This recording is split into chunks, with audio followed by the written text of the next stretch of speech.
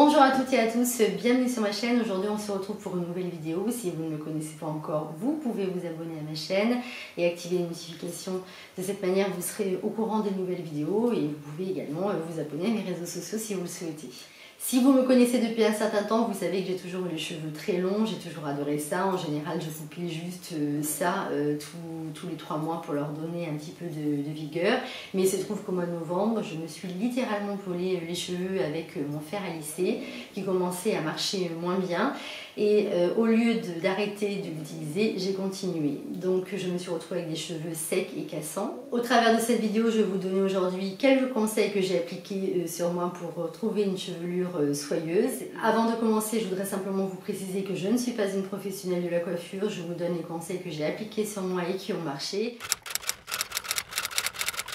Donc tout dépend de l'endroit où vos cheveux sont abîmés. Si ils sont abîmés sur toute la partie, il faudra bien entendu utiliser des soins. Si vous avez simplement les cheveux qui sont abîmés au niveau des fourches, il faut les couper. Pourquoi? Parce qu'en fait la tige, si vous voulez séparer en deux, elle ne pourra jamais se recoller. Donc dans ces cas-là, la seule solution c'est de couper aux cheveux. Ça n'était pas simplement les pointes qui étaient abîmées, mais l'ensemble de la chevelure à partir de ce niveau-là.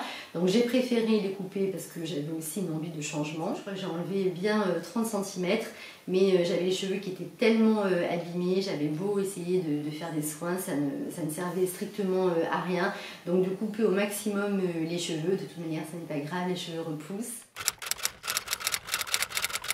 Pour retrouver une belle chevelure, il faut ensuite activer la régénération de la kératine et utiliser pour ça un shampoing doux, non acide, qui va nourrir et hydrater votre cheveu. J'ai changé tous les shampoings et après-shampoings que j'utilisais. J'en ai trouvé pas mal sur internet. Rien n'est en partenariat dans cette vidéo, donc je tiens simplement à le préciser. Et je me suis vraiment fiée aux avis des consommateurs sur les différents sites internet que j'ai pu trouver. Donc j'ai pris d'abord ce shampoing que je ne connaissais absolument pas. C'est la marque Davine, vous me direz si vous la connaissez. Donc c'est un shampoing au roucou.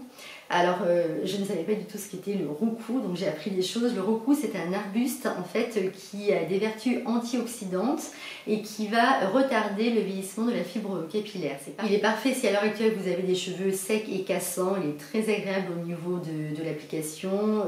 Déjà quand on se lave les cheveux, on a l'impression d'avoir les cheveux tout doux. Un shampoing bien entendu que je vous recommande. Par contre l'inconvénient de ce shampoing c'est qu'il est quand même pas donné. Il est au prix de 20 € et je n'ai fait que 3 applications et vous voyez j'ai déjà la moitié du pot qui est terminé, donc c'est un shampoing qui ne va pas durer longtemps. Mais c'est vrai qu'il est formulé à partir d'actifs naturels et qui vous laisse des très beaux cheveux après le shampoing. Ensuite j'ai utilisé ce shampoing et cet après-shampoing de la marque Lucetta. Là pareil c'est une marque que je ne connaissais pas, c'est en discutant avec mon esthéticienne qui a des cheveux absolument magnifiques qu'elle m'a fait connaître cette marque. Vous avez plusieurs types de shampoings, d'après-shampoings et de masques à l'huile de coco notamment, à la kératine, et moi j'ai choisi ceux à l'huile d'argan. L'huile d'argan c'est une huile antioxydante qui va réparer et nourrir vos cheveux et qui est riche en vitamines A, C et E. Ce que j'apprécie aussi tout particulièrement c'est que vous avez le système du flacon Ponk, c'est toujours très pratique. Au niveau du prix on est je crois dans les 14 €, donc je trouve que le prix est très correct avec quand même une contenance de mémoire de... Je vais vous dire ça de suite parce que le problème c'est que je n'ai pas mes lunettes. Je ne vois rien si je n'ai pas mes lunettes. Bon. Troisième conseil pour réparer vos cheveux en profondeur, appliquez un masque réparateur toute la nuit. Alors pour être très honnête, je déteste ça, mais je l'ai fait parce que j'étais obligée de le faire. Donc vous appliquez un masque sur l'ensemble de la chevelure et vous allez surtout insister à partir de ce niveau-là et bien entendu sur les pointes. Une fois que vous avez appliqué votre masque, vous allez les enrouler dans une serviette ou une charlotte. Bon, je sais, c'est pas très sexy. Mais l'intérêt, c'est que les actifs du masque vont agir toute la nuit. Alors, concernant le masque, j'ai pris celui de la marque Bubble & Bubble, qui est un masque réparateur et fortifiant, qui est à base d'huile d'onagre et de camélia. Ça va permettre aux cheveux de le réparer. Il est comme ceci à l'intérieur, je crois que je l'ai utilisé 3 ou 4 fois depuis que je l'ai acheté. Il est très agréable au niveau de l'application. Et ce qui est chouette, si vous voulez, c'est que lorsque vous le mettez, vous n'avez pas l'impression d'avoir beaucoup de matière dans les cheveux. L'odeur du masque est absolument divine. C'est un bonheur de le respirer. Après, je vous avoue que je ne le mets pas souvent parce que j'ai souvent la flemme de faire des masques. Mais si vous aimez utiliser des masques pour réparer vos cheveux, celui-ci, je vous le recommande vivement. Si vous n'êtes pas une grande fan de masque, vous pouvez utiliser de l'huile. Personnellement, c'est ce que je préfère. Une demi-heure ou une heure avant le shampoing, j'utilise de l'huile que je vais appliquer sur l'ensemble de la chevelure et je vais laisser les cheveux comme ça pendant une heure. J'ai remarqué que me concernant, c'est toujours ce qui a fonctionné. J'ai acheté celle-ci chez Naturalia, mais vous pouvez bien entendu en trouver partout.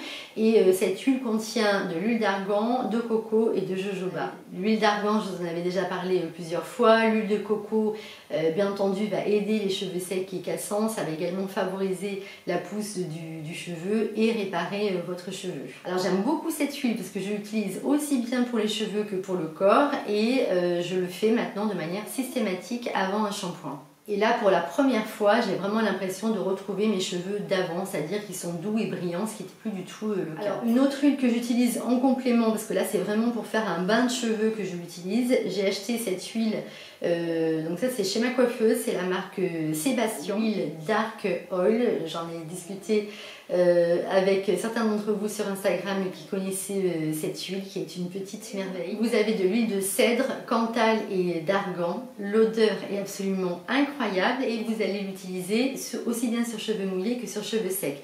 Donc sur cheveux mouillés, vous allez prendre une ou deux gouttes et vous allez l'appliquer sur l'ensemble de votre chevelure et ça va faciliter votre coiffage. Et sinon vous l'appliquez également sur cheveux secs le lendemain, ça vous laisse une petite odeur dans les cheveux qui est absolument incroyable et vous avez les cheveux qui sont tout doux. Ensuite, lorsque vous appliquez votre shampoing, n'hésitez pas à faire un massage du cuir chevelu. Lorsque vous faites un massage du cuir chevelu, vous stimulez la circulation sanguine et vous allez donc favoriser la repousse des cheveux. Donc n'hésitez pas à vous chouchouter en faisant un massage du cuir chevelu. Ensuite, pour redonner de la brillance à vos cheveux, rien de mieux que de les rincer à l'eau froide. Et pour leur donner encore plus d'éclat, n'hésitez pas à mélanger un petit peu de jus de citron, ça va donner plus de brillance à vos cheveux et ça va également resserrer vos écailles. Autre point aussi qui est important, c'est pour retrouver des cheveux en pleine santé, il faut adopter une alimentation saine et équilibrée et des aliments notamment riches en fer et en zinc que vous retrouvez notamment dans les céréales complètes. C'est de limiter les colorations et les balayages, d'en faire quand même le moins souvent parce que forcément ça va abîmer votre cheveu et le rendre plus terne. Me concernant, je ne fais des mèches que tous les 3 à 4 mois grand maximum. Limitez aussi la température de vos sèche-cheveux pendant le brushing et l'utilisation du fer à lisser, que ce soit pour lisser ou boucler vos cheveux. Je n'utilise le fer à lisser pour faire mes boucles qu'une fois par semaine. Alors me concernant, j'utilise un fer à lisser mais pour boucler mes cheveux et pas du tout pour les lisser. Donc j'ai changé de fer à lisser puisque le mien ne marchait plus. J'ai pris un GHD qui est donc celui-ci. Alors c'est le Professionnel Styler, de toute manière je vous mettrai la référence en barre d'infos. Je le trouve vraiment très bien et ce qui est parfait avec le GHD, c'est que vous ne mettez pas la température, c'est le GHD qui va s'appliquer à la température automatiquement en fonction du besoin de votre cheveu. Plusieurs d'entre vous m'avaient également parlé du Steampod qui apparemment est très bien. J'avais hésité entre le GHD et le Steampod et puis finalement je me suis dirigée vers le GHD. En tout cas, je suis ravie de celui-ci et j'espère qu'il va me faire un petit moment maintenant. J'espère que cette vidéo vous a plu. J'attends vos commentaires avec grand plaisir comme à chaque fois. Je vous dis à très vite pour une prochaine vidéo. Je vous embrasse. Bye bye.